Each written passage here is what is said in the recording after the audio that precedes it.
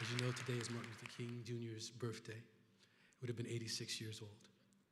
But even though Dr. King no longer walks among us, today and every day, he still speaks to us.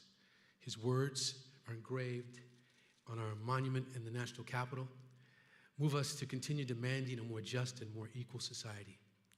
And his voice, echoing in all of our own minds, inspires each of us to ask of himself or herself, am I doing all that I can do to help my fellow human being? The day before he died, Dr. King delivered what today is one of his most well-known speeches, where he famously declared, I have been to the mountaintop. And in that speech, he spoke about a man who was robbed traveling from Jerusalem to Jericho.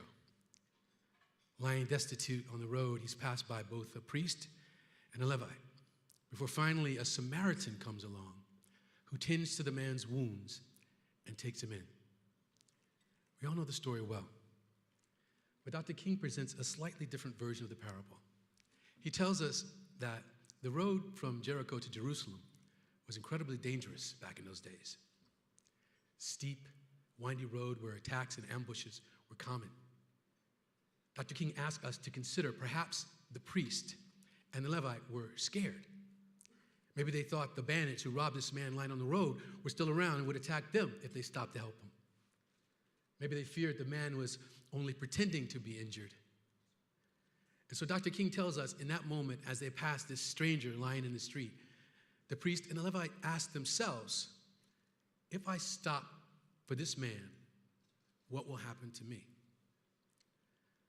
But the Samaritan turns the question around and he asked of himself, if I do not stop for this man, what will happen to him? Dr. King does not tell this version of the Good Samaritan parable to excuse the inaction of the first two men. Rather, it's a reminder to each and every one of us that sometimes doing the right thing is not easy. Life is busy. It's full of personal hardships. It's full of struggles. It can be all too easy, even for the well-intentioned person, to become bogged down in questions like, what will happen to me? The greatest thing we can do to honor the legacy of Martin Luther King is to look around us at the most vulnerable members of society and ask ourselves, if we do not help these people, what will happen to them? The Japanese novelist Haruki Murakami expressed a similar sentiment when he said, between a high, solid wall and an egg that breaks against it, I will always stand on the side of the egg.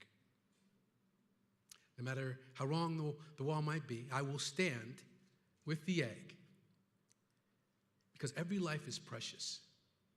Every individual matters. And every day in this city and around the world, we see eggs coming up against high, solid walls. A boy in South Los Angeles struggling to overcome a wall of gangs and violence. A young woman in South Sudan trying to spread messages of peace against a wall of civil war and bloodshed. Or an African-American man in New York City who might end up dead because he gets into a disagreement with a law enforcement agent and comes up against a wall of discrimination and brutality. If we do not stand with these people, the most vulnerable among us, what will happen to them? Today, I'm proud to stand with the MLK Community Health Foundation and the people of South Los Angeles in celebrating the upcoming opening of the Martin Luther King Jr. Community Hospital. South Los Angeles is one of the most vulnerable communities in the nation. Every day, people in this community struggle against a wall of poverty, a wall of lack of opportunity, a wall of violence, a wall of a shortage of quality health care. I witnessed this growing up. My parents raised me in a house on East 49th Street, just a few miles from where MLK Hospital will be opening. And I remember one time, my little brother and I were in the playground and he fell off the jungle gym and he broke his arm. I didn't know what to do. But my mom came and we took him to the county hospital. It was a long wait. My brother was crying in agony for the whole time. But finally, we were able to see a doctor. My mom spent the day filling out paperwork that seemed to be going on and making her upset. And I understood this later, and she was worried because we didn't have any health insurance. Finally, my dad got there and he was able to take things underhand. But I always remember how crowded the waiting rooms that day.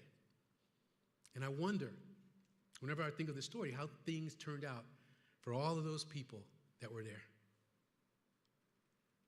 Years later, we're in 2013.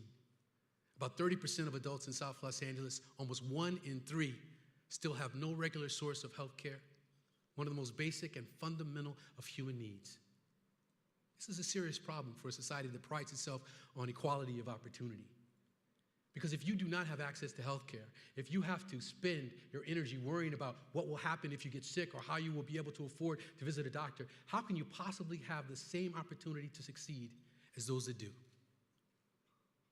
Indeed, there's a fundamental, holistic relationship between peace, economic progress, health, and education. You cannot have any of these things without the other. The Martin Luther King Jr. Community Hospital will not only make South Los Angeles a more healthy community, it will make it a more peaceful one as well. This hospital will tear down the walls that hold back people in this community. In the coming year, the MLK Community Health Foundation will also launch UCAN, an important educational initiative that will bring health and science enrichment to local elementary schools. This year, I'll be working with one of these schools, Martin Luther King Jr. Elementary, to turn around arts, which is a federal program that seeks to turn around underachieving schools through arts enrichment programs.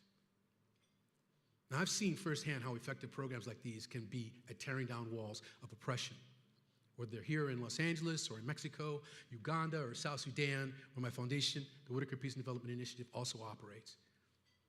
Those programs empower youth as they truly make young people that are at risk in communities believe that their lives have potential, that they have them will take them outside of this culture of poverty, this culture of violence that many of them have been brought up in. Your support for this hospital and for the programs of the MLK Community Health Foundation is invaluable, because every single one of us has an important role to play in improving our communities and bringing down walls. We can never let the scope of the challenges of the busyness of our own lives be excuses for our inaction. When we see those people who need our help, we must ask ourselves, what will happen to them if we do nothing? Small act of goodness can cause ripples that are felt on the other side of the world. The records of human history are filled with examples when a single person stood up to injustice and made a difference. A woman on a bus in Montgomery standing up against a wall of segregation, or a man in front of a tank in Tiananmen Square standing up against a wall of suppression. These famous acts of courage changed the world. Now, the thing is, inconspicuous acts of courage can matter just as much. When we look at the black and white photographs from the civil rights era, it's easy to spot the Martin Luther Kings or the Rosa Parks, but we often overlook those anonymous faces marching alongside them in the crowd. Those ordinary men and women standing up for what they knew was right. Oftentimes, they acted at great personal risk. Maybe they would lose their jobs, maybe they'd be beaten, maybe they would be killed. But still, they asked themselves how they could make the world a better place. And they pressed their fingers onto the scale, on the right side of the scale of justice. Who's to say who was the person who ultimately tipped the scale, who finally brought down those walls, took all of them working together to change the world? Because now, 50 years later, we see the photographs that they left behind, and we look at the world around us, and we know that they made a difference, that they made history. So then there's the question, what walls will we bring down? We need to look at ourselves in the photographs taken today and ask ourselves what we stand for. All around us, our brothers and sisters lie on the side of the road waiting for a good Samaritan to come along. We must ask ourselves what will happen to them if we do nothing. Always remember that there are so many different ways to change the world. Individually, each one of us can stand up against a wall. And if we stand in solidarity with our brothers and sisters, then together we can bring those walls down. Thank you again to the MLK Community Health Foundation for recognizing me here today. I'm humbled, and I thank you all for honoring Dr. King's legacy, for everything that you've done to make the Martin Luther King Jr. Community Hospital a reality. Thank you.